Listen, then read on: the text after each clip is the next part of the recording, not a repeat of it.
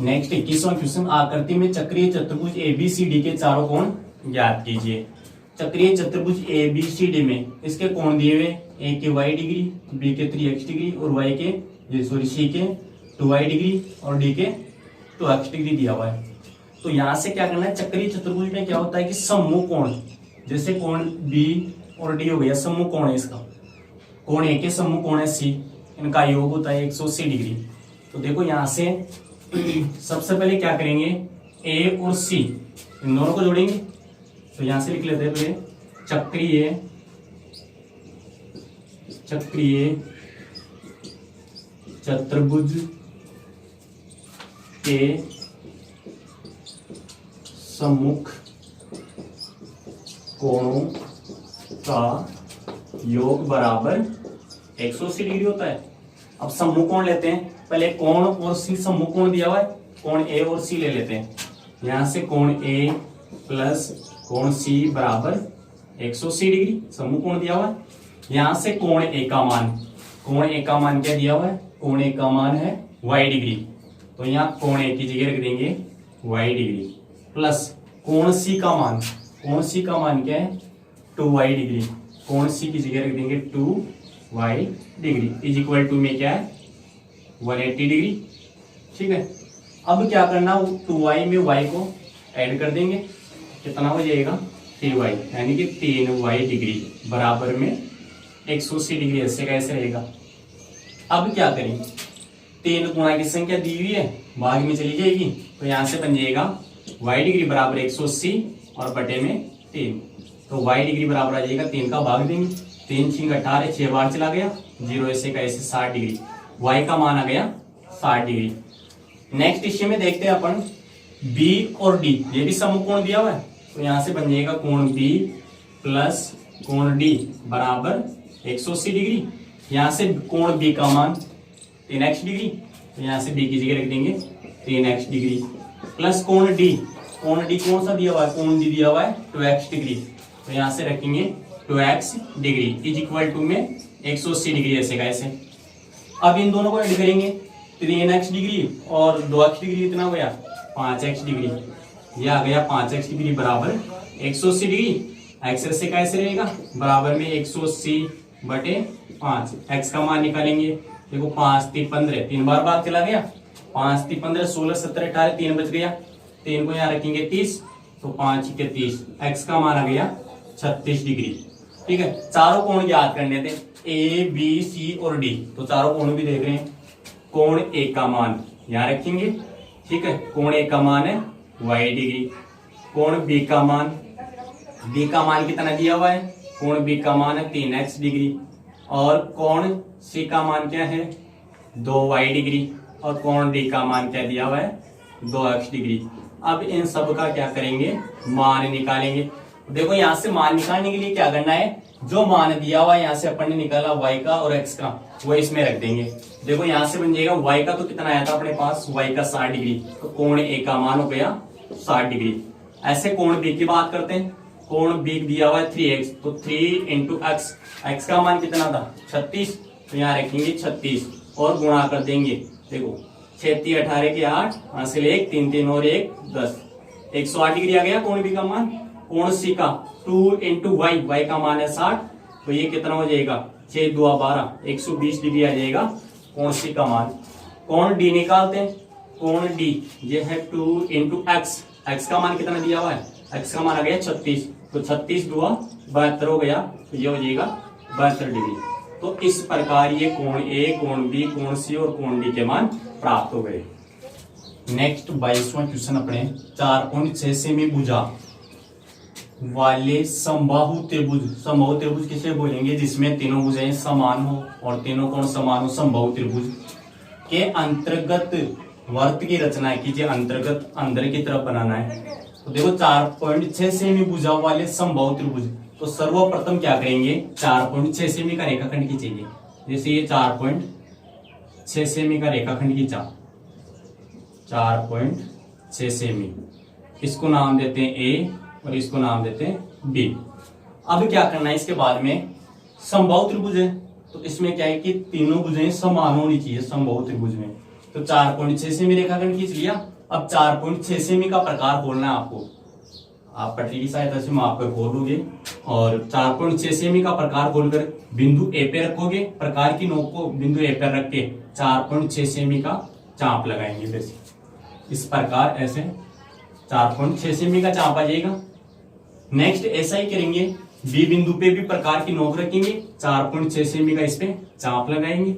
ठीक है, ये बिंदु प्राप्त हो जाएगा सी बिंदु, और इस बिंदु को अपन बी से और बिंदु ए से मिला देंगे। तो ए बी सी एक समबाहु त्रिभुज बन गया। इसकी प्रत्येक भुजाएं 4.6 सेमी की होगी। ये ए बी 4.6 सेमी, बी सी भी कितना होगा 4.6 सेमी। इसी प्रकार ए सी भी हो जाएगा 4.6 सेमी। अब करना क्या है, इसमें आगे दिया हुआ है त्रिभुज के अंतर्गत वर्त की रचना कीजिए। अंतर्गत वर्त की रचना करने के लिए क्या किया जाता है, कोणों को आधा किया जाता है और उस पे लंब डालकर त्रिज्या मान ली जाती है।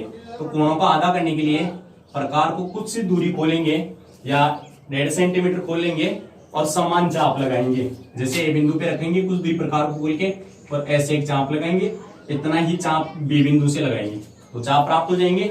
फिर अपन को प्रकार को अरेंज करते हुए इस चाप से इस पे एक कटान बना लेते हैं। ठीक है, या प्रकार को अपन 1.5 सेंटीमीटर ले सकते हैं। 1.5 सेंटीमीटर 1.5 सेंटीमीटर ले लिया, यहाँ पे रखेंगे और यहाँ से एक चाप इधर और यहाँ से एक चाप इधर, ऐसे आ जाएगा। ऐसे इधर से भी एक चाप इधर एक चाप इधर, 2 चाप प्राप्त हो जाएंगे। ये जो कटान आते हैं इसको मिलाते हुए आगे बढ़ाएंगे, इसी प्रकार इनको भी मिलाते हुए आगे बढ़ाएंगे और ये आ जाएगा इसका केंद्र।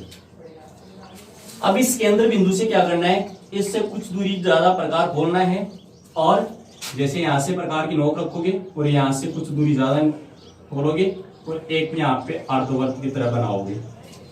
ठीक है, इसके बाद में प्रकार की नोक यहाँ और यहाँ रखेंगे।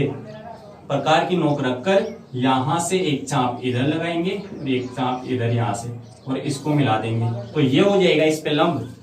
अगर ये लंब आ जाता है तो इस बिंदु को अपन ओ नाम देंगे। ठीक है, और ये जो अपना यहाँ से यहाँ तक की दूरी है, यहाँ प्रकार की नोक रखेंगे और प्रकार की नोक रखकर यहां से ही यहां तक प्रकार को खोलेंगे। यहाँ केवल स्पर्श ही करना चाहिए, इसको काटता हुआ नहीं जाना चाहिए। और पेंसिल के द्वारा ऐसे प्रकार की नोक यहाँ रखेंगे और यहाँ से एक वर्त घुमा देंगे। इस प्रकार ऐसे छूता हुआ एक वर्त आ जाएगा इस पे। तो ये हो गया अपने समबाहु त्रिभुज के अंतर्गत वर्त की रचना। और रचना के पॉइंट यहाँ से रचना के पॉइंट आप स्वयं लिख सकते हो, जो कि इस प्रकार रहेंगे। जैसे फर्स्ट पॉइंट क्या हुआ, सर्वप्रथम ए बी 4.6 सेमी का लंबा रेखाखंड खींचा और उसके बाद में 4.6 सेमी की माप लेकर या चाप खोलकर बिंदु ए से और बी से कटान बिंदु सी प्राप्त किया और स्केल की सहायता से ए को सी व बी को सी से मिलाया। तो इस प्रकार आप इसकी रचना भी कर सकते हो। नेक्स्ट क्वेश्चन 23वां क्वेश्चन, एक वर्त की परिधि एक वर्ग के परिमाप के बराबर है। वर्त गोल होता है, वर्ग चारों भुजाएं बराबर होती है। एक वर्त की परिधि एक वर्ग के परिमाप के बराबर है यदि वर्ग का क्षेत्रफल 484 वर्ग का क्षेत्रफल दिया हुआ है 484 वर्ग मीटर हो तो वर्ग का क्षेत्रफल वर्त का क्षेत्रफल ज्ञात कीजिए।